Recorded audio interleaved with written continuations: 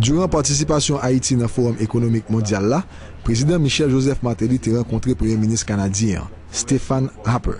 Deux leaders ont discuté sur coopération bilatérale et aide que le Canada offre à Haïti. Il y a moyen de faire beaucoup plus de choses. C'est une belle opportunité, mais une opportunité avec beaucoup de problèmes. Absolument. Dans le moment ça, président Martelly a fait un rallye mené sous Jean Fonyo décaissé. Dans la rencontre ça, premier ministre Harper renouvelé volontaire pour visiter le pays d'Haïti, même Jean a fait ça avant et après le tremblement de terre. Les plus grands du monde, c'est une priorité absolue. Il profite et invite le président Martelly à faire un voyage officiel dans le pays Canada. Et nous ferons la même chose pour les médias. Président Martelly profitait de forum économique là pour lui rencontrer trois gros investisseurs internationaux. Responsable produit Heineken, M. Jean-François Van Boxmer, responsable produit Nestlé, M. Chris Johnson, et responsable carte Visa, M. William Chidi.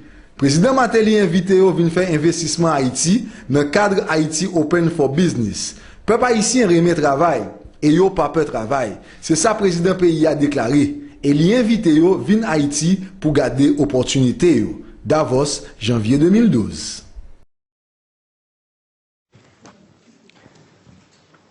Well, good morning, everyone, and welcome to this important session. 2 years after the terrible earthquake in Haiti, Haiti's in the process of turning the corner, but there's a great danger that the world will be turning the page. Because with the crisis in the Eurozone, with the other challenges, it's so easy for people to forget both the challenges but also the great opportunities in Haiti. And to ensure that that does not occur, we are having this session here today. And President Martelly, we're so pleased that you can be with us here today. Mr. President, a few days after the terrible earthquake, we were holding our January Davos in 2010.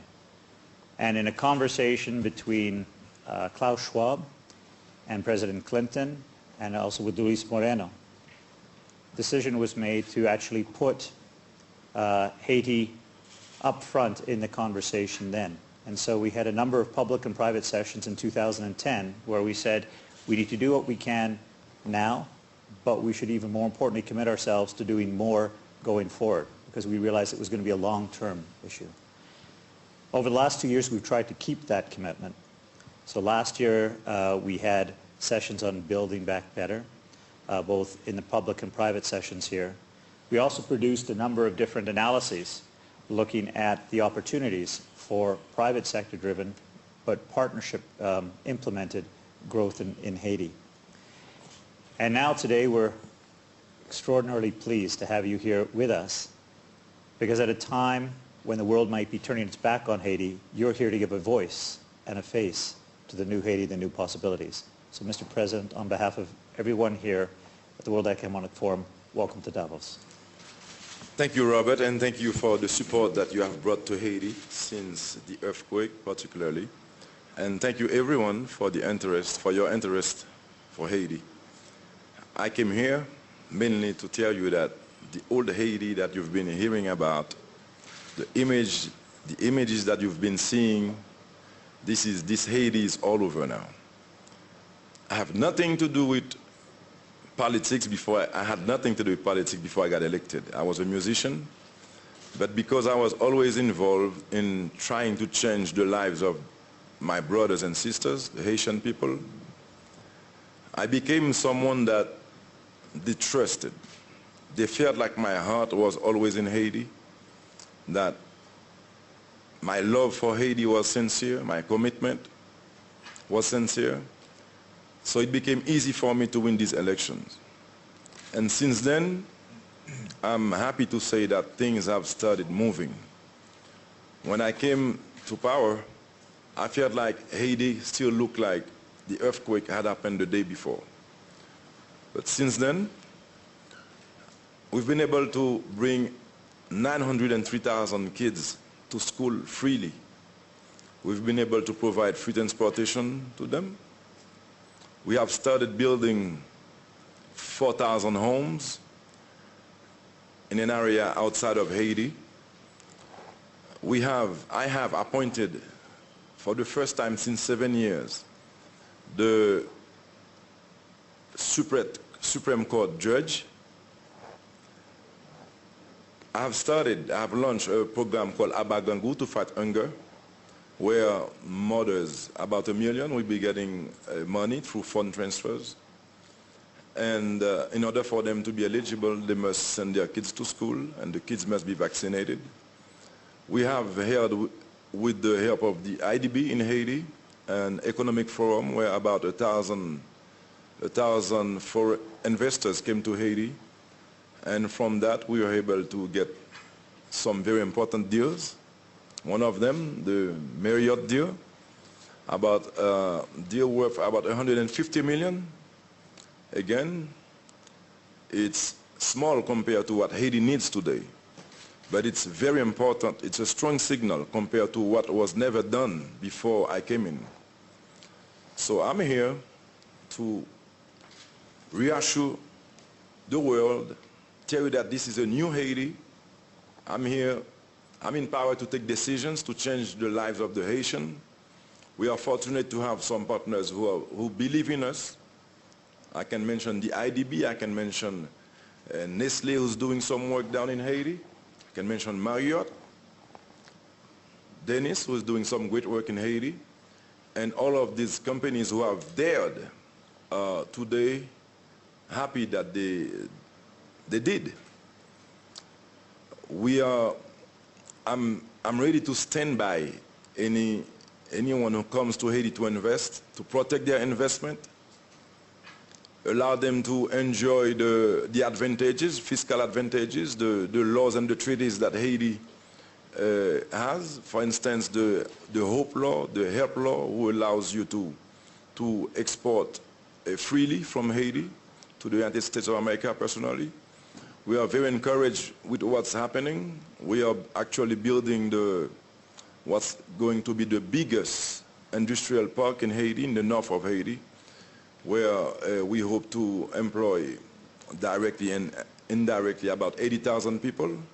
Seiya, a Korean company, is investing $60 million. So these are great news. I'm here to tell you that you're welcome to come to Haiti, visit, and find out that this new leadership is about no more aid but trade, no more handouts but hands up. We are working toward diminishing getting aid from countries. We want to bring investment to Haiti so we can create jobs and therefore have sustainable development. This is actually my message, and with this I will return the... Well, thank you very much, Mr. President. And one of the elements that was very important that you underlined was the democratic processes that have taken place over the last year that resulted in your being elected, not because you were the choice of the establishment, but because you were the choice of the people of Haiti, and with all the credibility and energy that provides. At the same time, it's clear that the last 2 years have been challenging. And for those who were involved at every level, including Haitians themselves, there was a sense it didn't go as fast as people wanted. What's your sense of that? Why? Why did it take so long, and what do you think the situation's likely to be going forward? Well, for not having been a politician, I believe that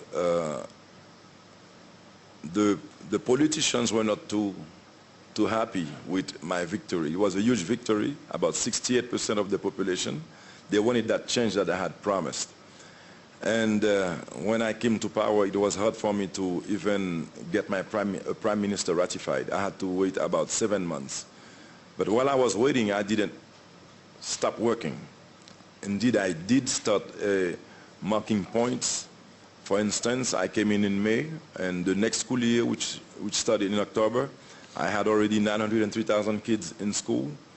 You know, wherever there's democracy, you have to deal with it, and we intend to follow the process, except that people are becoming more and more confident as they are identifying success. and great stories of success. So every day things are getting better. The confidence remains high as far as the population is concerned, as they have identified that we are moving in the right direction. So things are getting better. Well, and Mr. President, you mentioned the point about things getting better. One of the things that people may not realize is Haiti's growth last year was 8.6%.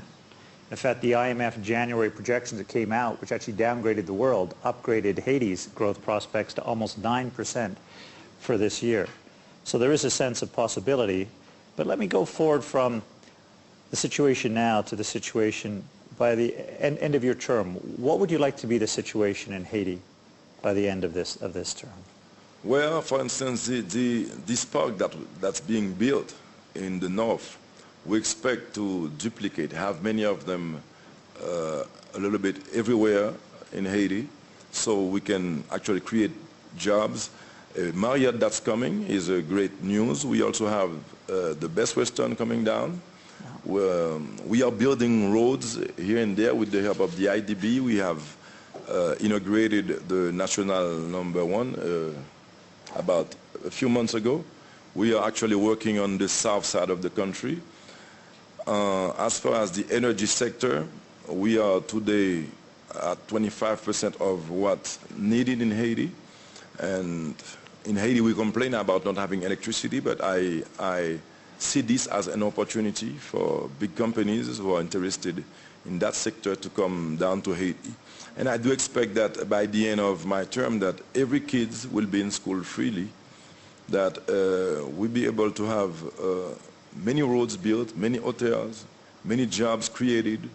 And if I succeed at doing this, we will have moved forward. And certainly the rule of law, working at making sure that the rule of law prevails. And I have appointed a commission for judiciary reform, as corruption is something that we must eradicate. We must. That's an ambitious agenda, and you mentioned partnerships to do that, and you referred to the Inter-American Development Bank. And Ruth Moreno, you've been involved in Haiti passionately and personally in your role as the head of the Inter-American Development Bank for many years, and particularly since the earthquake. What's your prognosis of the situation now? Well, look, first of all, I think you all can judge from the kind of energy that President Martelly has, what this means on the ground. When one thinks of Haiti and the kinds of stresses it's been through, it's something almost impossible to imagine, because what that earthquake meant to Haiti and some of the natural disasters that preceded it were really, really huge. And no matter what country in the world, if it went through that, it would have a very long period of recovery. What we see today is truly a new day where some of the things, the commitments that the international community made are starting to come together.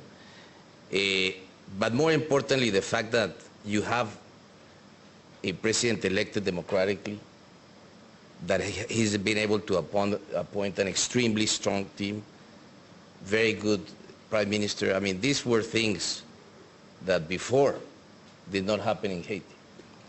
But more importantly, with a very clear focus around a number of areas. One is education, which I give a lot of credit to the president for focusing on that, because I believe that this is really the game changer. Here's a country with almost 1.3 million kids that do not go to school in a population of 9 million. I mean, what country can endure that over time? And we're talking that the average age in Haiti is probably 24.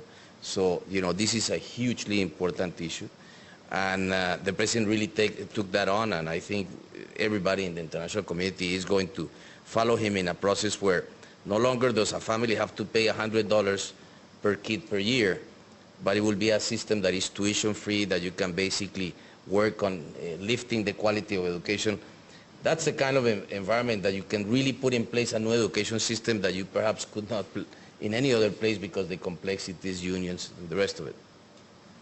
The other part is, of course, the infrastructure. I mean, Haiti for many, many years, more than reconstructing, is about constructing. I mean, there were so many roads that were never built, and we and others, European Union, Canada, and many other donors, US, have participated in helping build some of the key roads that Haiti needs, build the power structure, the needs in power, the needs in water and sanitation, all of which we have been working on. And of course, the agricultural sector. I mean, Haiti is a country that largely imports most of its food. If we know anything today, is that we're in an environment that for the next 10 or 15 years, the world's going to see rising commodity prices because of larger demand in other parts of the world. And I think that's something that needs to be taken the best opportunity of and begin to help develop, especially the Central Plateau, that it has a huge potential. The productivity levels there are very low, but that's something we're working on. And as we know, getting the kind of agricultural production requires the whole system of irrigation to be in place, logistics, etc. But some of that we're working. I'm sure that Bruce will tell you some of the examples that are being developed there. And finally, the development of the private sector. And here I think what President Martelly and his focus on giving an opportunity to the private sector and embracing the private sector coming to Haiti is very important. I want to say that there is no country in the world that has a better trade agreement with the United States than Haiti. And for that matter, what the minister here did recently is begin to enlarge that trade agreement to other countries in the world. So what you have is a platform that is literally an hour, 15 minutes from the United States, centrally located, with extremely good labor force, because the one thing that few people talk about, which I think is the biggest resource Haiti has, is its people. Talk to anybody, and I'm sure our friends from Mary will tell you. They will tell you the kind of quality workers the Haitians are in their hotels throughout the United States. Or Dennis can tell you the same. And this, I believe, is the combination of a real opportunity that the first mover advantage, companies like Dennis, companies like, and what he's done with Digicel, what Marriott is doing, they know that in the long run, the fact that they move now is going to make a difference. And I was talking about Digicel. Dennis O'Brien, you're the largest private sector investor in Haiti, but you're also perhaps more important, the most engaged. I mean, you've seen it through the challenges that Luis Moreno was talking about with the hurricanes and the earthquake, but you've actually kept at it, and in fact, the results are quite different than people would expect if they just read the headlines. What's your prognosis right now in the situation? Well, it was shocking, the earthquake, but it was an inflection point for Haiti because, people had views of what Haiti was like as a place to invest, and they didn't invest. And now we see democracy working really well. And we have the disappearance of the old Haiti. And under this new presidency of President Martelly, we're seeing a kind of a night and day experience, because as a foreign direct investor, you're conscious of what the political situation is, and now we have a stable situation. The state more and more is taking back over the governance of the country away from NGOs, and there is a lot of capacity building. And in that kind of environment, it gives you great confidence. So, up until a year ago, we'd invested about $450 million. And in the last 6 months, because of this new stability, we're investing another $150 million in laying fiber, 4G networks. And I would say to all foreign direct investors, Haiti is one of those places where it's about to explode over the next number of years. We're seeing last year it grew by 9%. We think next year this current year is going to be another, maybe could be 10%. So it's a high growth economy. It's a very cash-based economy. It's a consumer economy as well. And I think, for international brands, we've seen in the last month or so Heineken come in and make a huge investment in the country. And I think more and more major players are going to be looking at Haiti and coming to invest. And I think the opportunities in infrastructure, building airports, in ports, road building, reconstruction, in tourism. I mean, the opportunity for tourism is absolutely vast. If you fly over the northern coast of Haiti, you'd nearly fall out of your seat how beautiful it is. So I think there's a lot of opportunity, but I think as a place to do business, Haiti is really, really a very, very solid place to be. We operate in 30 countries, but we are so enthusiastic about Haiti. We are out telling foreign direct investors, come, because, you know, the opportunities are immense. And the other fundamental thing is our staff. You know, the engagement from staff, the quality of the management as well of our Haitian managers is second to none. So you have a very intelligent workforce, hard-working workforce, and they just all the time want to improve their own situation, but their family situation. And the family unit is so powerful in Haiti that it's just incredible. So I'm very positive. My board is very positive, and I think, you know, what we've seen in the last 4 or 5 months, the quicker decision making is, I think, of great credit. And I think the support of the World Economic Forum, IDB, President Clinton has been an incredible advocate, and so has Klaus.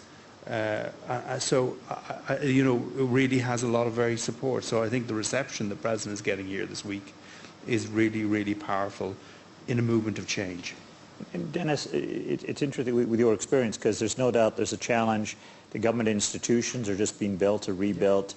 There's getting to know and understand how to work effectively in Haiti. What's your advice to companies or organizations who are looking to engage with Haiti? I mean, how does one do that effectively? Very, very easily. I mean, obviously, the President is here, he's with his staff as well. So, you know, if there are people out there through the World Economic Forum, of course, you know, please make contact. I would be delighted, obviously, to, I'm sure Lewis would as well, just to talk to the foreign direct investors and give them our experience. And yeah, there are little wrinkles along the way, you know, things you have to overcome, but that's the same if you were to invest in any country in Europe. So you know, for people out there, this has been televised, just make contact with the World Economic Forum. Arne Sorensen, you're talking about investors. You've actually just made, Marriott's just made a significant investment in Haiti.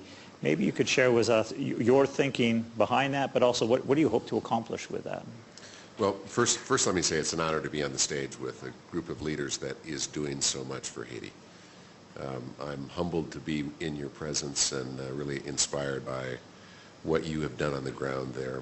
President Martelly, welcome to the new leadership role that you're taking, and we've watched what Dennis and Digicel has done, and it's extraordinary the progress that has been made. What we've done is very small by comparison in many respects, but when the earthquake hit, we heard from our Haitian associates, and we have a few thousand Haitian associates in the United States, mostly in Florida and New York, that they wanted us to be involved with them somehow in Haiti. And we initially made a donation, but they wanted something more, and ultimately they came up with the idea of, why don't we find a way to get a hotel in Port-au-Prince? And so we reached out to President Clinton and to Dennis through Digicel and started our conversations about that market and came to love the potential that is there. There's an obvious and immediate need for hotel rooms to welcome the people who are traveling to Haiti today, and so there's a real business need for this hotel to be built and constructed. And we're really inspired by the fact that there will be 175 Haitians working in that hotel when it opens, and we'll work with them to train them and do the things that are needed in order to make sure that we're taking care of our guests and doing the things that need to accomplish. The work that we did, again, with these partnerships, which is so important, really told us that it was time to put a sign up that Haiti is open for business, welcome to Haiti. And we hope that by putting the Marriott brand boldly on a building in Port-au-Prince, that we communicate to folks, not only can you get a good night's sleep when you come and we'll take care of you in that very concrete way, but you should come to Haiti. It's safe to come to Haiti. There are things happening in Haiti There's business being done here, and there's also an enormous tourism potential. We start with one hotel, but hopefully it doesn't end there, because as has been mentioned, when you fly over this country and you see the potential, and as compelling as President Martelly's smile is, we see it on thousands of Haitian associates in our hotels all the time. This is a people that is extraordinary at welcoming and giving pleasure in life, and we hope to be part of that in the great place of Haiti. You know, and one of the very interesting things of the last couple of years has actually been the very creative ways in which different organizations internationally have been engaged. I mean, President Clinton, the Clinton Global Initiative have played a really important role in terms of gathering together different stakeholders. Dennis, you've played a leadership role with President Clinton on that element.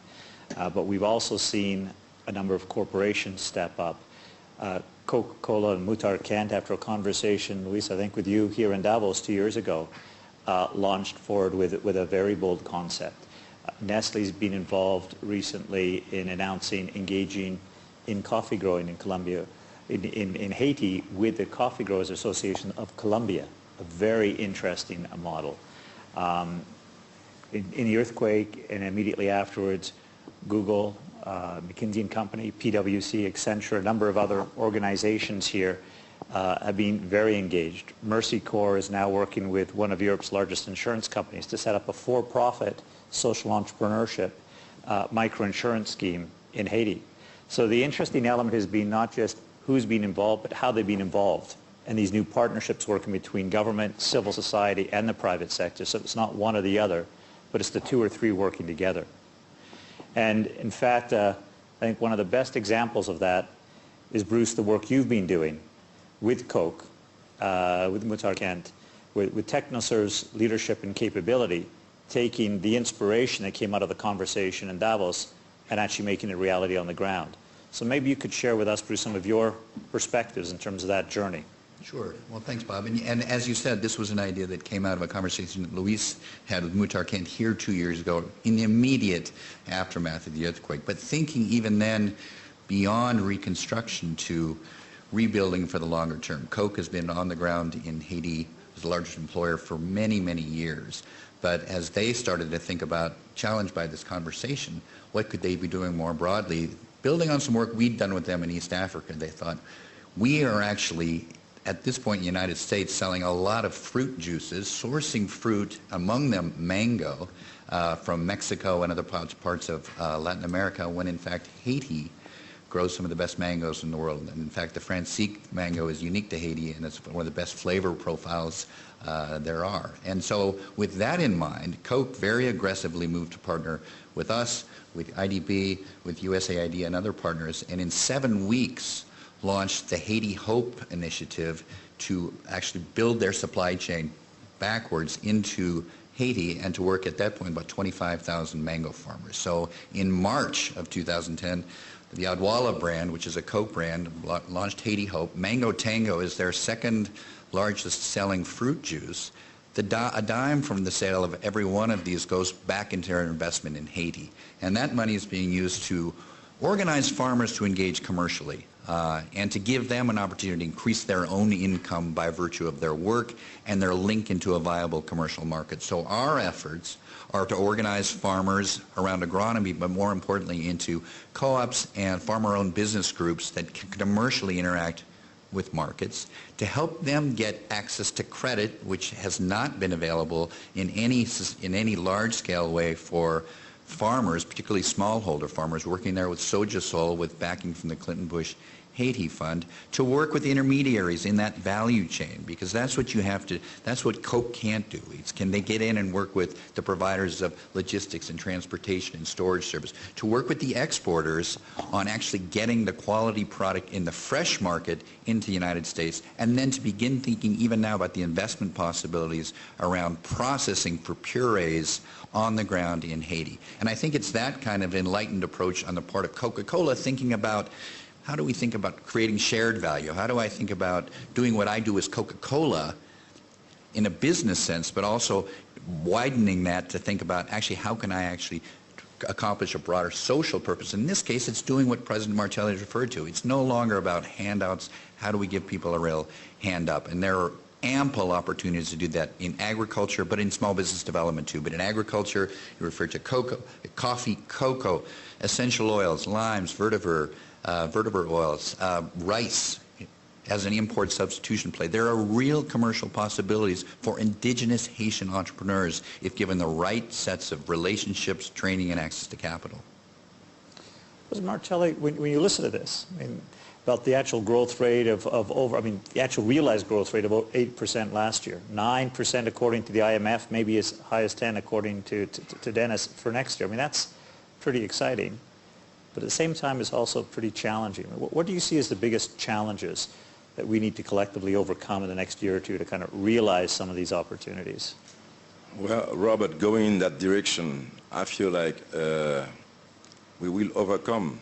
I feel like everyone in this panel is a partner. They are engaged in helping me change Haiti. We have started. Things are happening. So I believe that we will have some challenges, but they will be overcome. We will move forward on every aspect.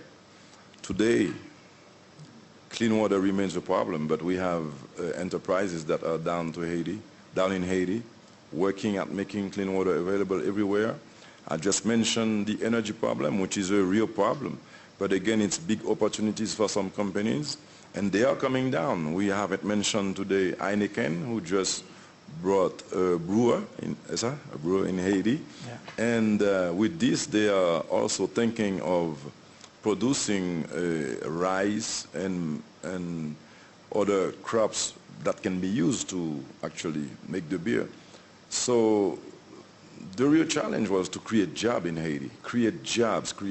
And with the kind of partner that we have on this panel and who are also serving as ambassador, they didn't just invest in Haiti. They come here to the World Economic Forum and they promote Haiti. They talk about their investment and the success that they're having down there. I think we're not afraid of the future. Let's open it up and get some questions and comments, because we wanted to take the conversation from this group here, but also more broadly. And let me turn.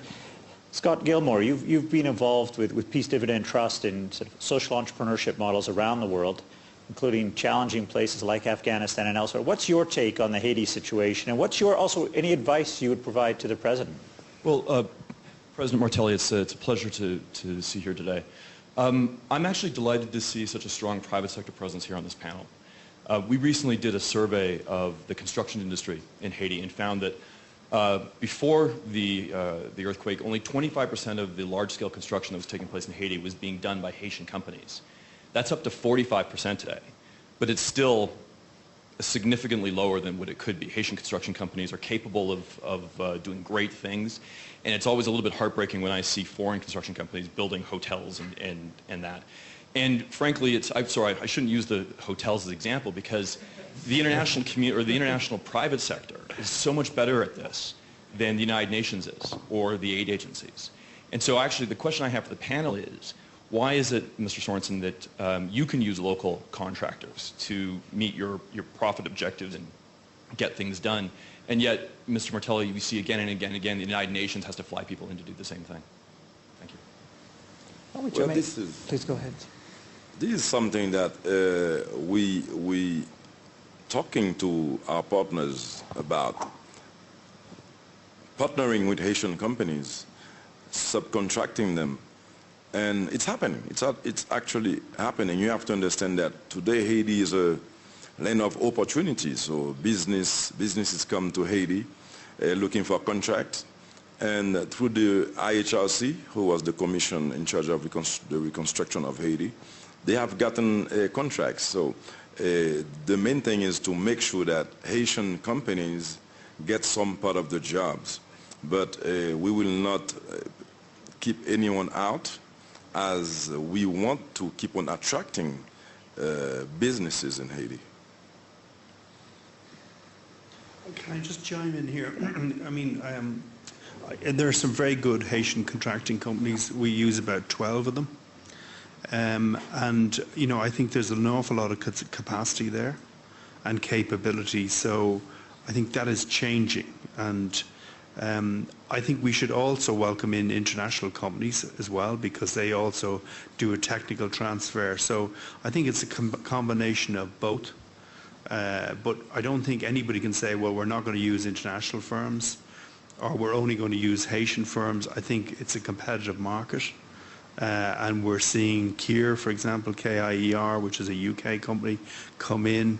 They're a highly capable organisation, but there's also highly capable Haitian contractors. So, and the quality is good, and efficiency is good, and standards are being raised. So I think, you know, there isn't a necessity to bring in a whole pile of international people. There are plenty there already. I'll just say that the way we work, and I think it's very important from a development perspective to help in all the institutional building of the Haitian government, and that's what we have been very committed. But it's also important to think a bit in the line that Dennis was saying, in having different kinds of models. For instance, in the water system of Port-au-Prince, we brought in a Spanish company that's very successful in administering these water systems throughout the world, but they're doing it with Haitian staff. And I think it's not you know, one is better than the other, but it's just solution-driven and in the capacity building of the country as a whole. I think this is really the one area that we all have to invest over time if you are in the development field as we are, and that's what we have been doing. And frankly speaking, if you start to look at not only what President Martelly would tell you, but around his government, you're starting to see that, you know, depth of talent that began to be there. And there's things, for instance, that we have been working in, these doing business indicators. President Martelly is working on something that we did, for instance, for allowing quick decisions on construction licenses or for starting a business, which I guarantee you will move up the dial in whatever the World Bank or anybody looking at doing business indicators in Haiti will show that Haiti will begin to move up in this area as well. Also, the last earthquake that we had, we'll have to go back to about 150 years. So we'd never had that culture of building with anti-seismic. Yeah. So we need these companies to come down now and show us how to do it, as Dennis was saying, transfer of technology. So it's very important for them to be on the ground also on that aspect. Very interesting. We'd open up other questions, other comments from different perspectives. Please, sir. If you could introduce yourself. George Foster from Stanford University. Sometimes when you have situations like you have in Haiti now, it sort of kickstarts the entrepreneurial community. I was just wondering, are you seeing some of that going on in Haiti? Can I answer that? Please, Dennis. We in the last couple of years have run the Entrepreneur of the Year awards in Haiti, and we've done this on a regional basis, and we've done it for people who have small, tiny micro businesses, medium-sized and large-scale businesses. And you know, the response has been, we run a television program over many weeks, and then there's a grand final, and just before Christmas, President Martelly gave the award to all these different category winners, and then the overall winner. And it has been, you know, the highest rating TV program in Haiti. So there are 9 million entrepreneurs in here. I used to think Ireland was entrepreneurial until I went to Haiti. Everybody is entrepreneurial in Haiti because they're used to making a living. You know, they come from a farming background, so many people, and they're buying and selling things. And, you know, there are people who are getting together, co-ops in the mango business, but also in these sewing pods as well. Coffee co-ops. There's so many groups coming together as entrepreneurs and collaborating that it's really very, at the grassroots level, it's incredibly vibrant. And if you travel around the country with very limited capital, people have done extraordinary things. And I think it's a mixture of getting investment, obviously the larger scale investments, but also through funds that IDB have been making available to these kind of micro investment funds, is the way, to build up the economy. So it's not like other countries where, entrepreneurialism, you have to nearly drag it out of people. Everybody is an entrepreneur nearly. Maybe I can just build on that, because it was interesting. One of the other elements that came out of the conversations in Davos 2 years ago was a partnership between SAP and Grameen out of Bangladesh to set up a social entrepreneurship fund called YY Haiti, because there was a sense that there is this element of entrepreneurship, but it's how does one channel and inform that entrepreneurial spirit to be able to compete effectively in 21st century business models.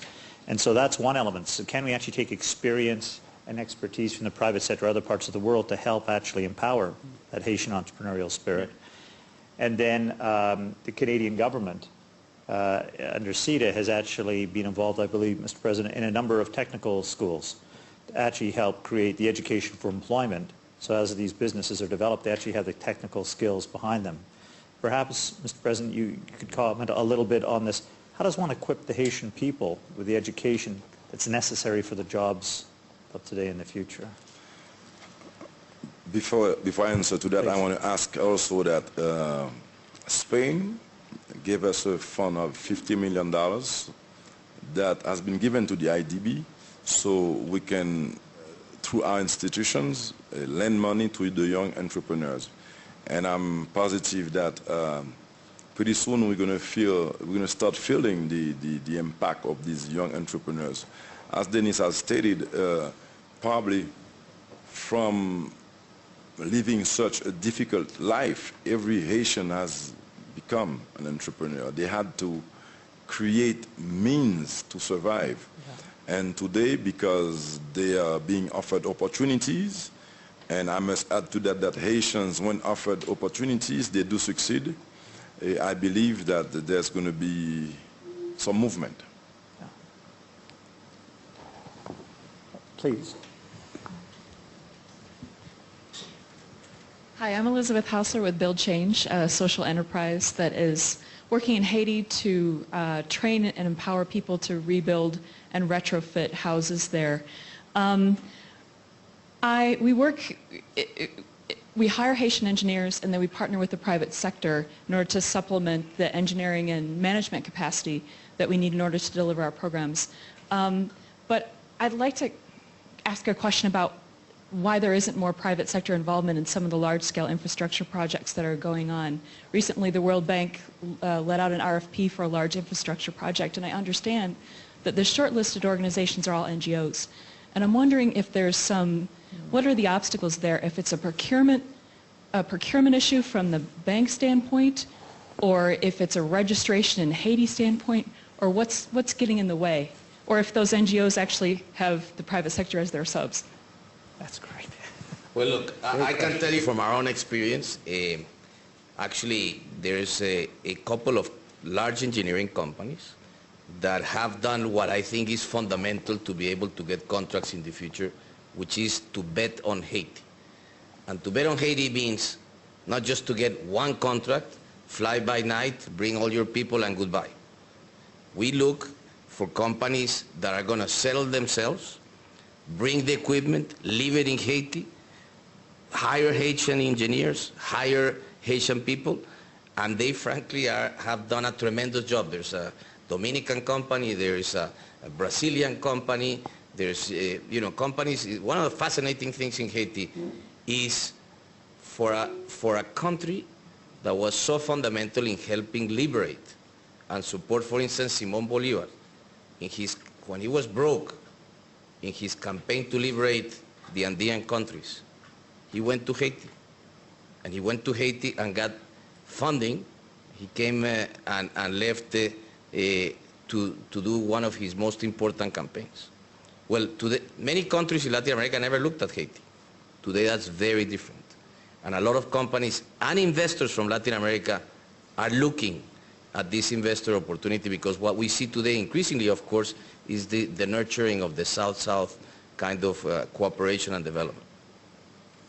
I must add to that that the bureaucracy in Haiti had been heavy in the past, and that had discouraged entrepreneurs. And we have many laws that are in front of the parliament right now waiting to be voted. For instance, it's only the other day that we voted the laws on building condominiums. In 2012, la copropriété, being able to buy an apartment, you know, and living together. So we were slow at doing these things. And now with this new leadership, it's very encouraging, and people are looking more and more, so that will help the private sector move. Mr. President, the hour has gone very quickly. Any last words? Well, again, I would like to thank everyone who is showing interest in Haiti.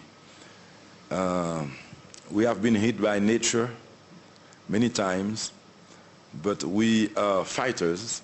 We will come back, and especially with the kind of support that I feel from the World Economic Forum, from the partners that are here on the panel, and from the people who are actually showing interest in Haiti.